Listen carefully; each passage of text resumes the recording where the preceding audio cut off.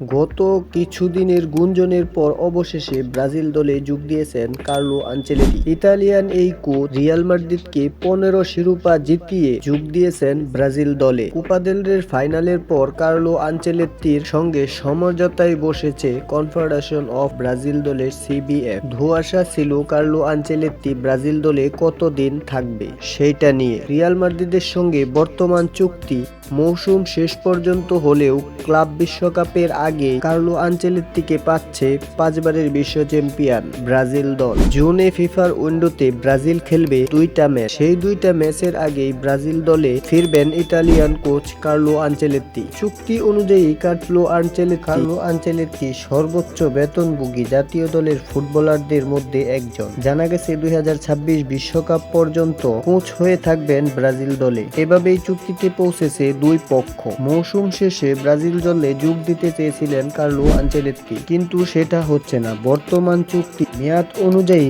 শেষ করার কথা থাকলেও এর আগেই ব্রাজিল দলে যোগ দিতে হচ্ছে কার্লো আনচেলত্তিকে। জুনের প্রথম সপ্তাহে ব্রাজিল দলে দেখা যাবে তাকে। জুন থেকেই চুক্তি কার্যকর থাকবে 2026 সালের বিশ্বকাপ শেষ পর্যন্ত। তো প্রিয় বন্ধুরা, আমাদের এই চ্যানেলে নতুন হয়ে থাকলে তো আমাদের এই চ্যানেলটি সাবস্ক্রাইব করুন এবং পাশে থাকা বেল আইকনটিতে ক্লিক করতে ভুলবেন না। আর একটি কমেন্ট, একটি শেয়ার করে অবশ্যই আমাদের ভিডিওটা অন্যদেরকে দেখার সুযোগ করে দিন। Thank you.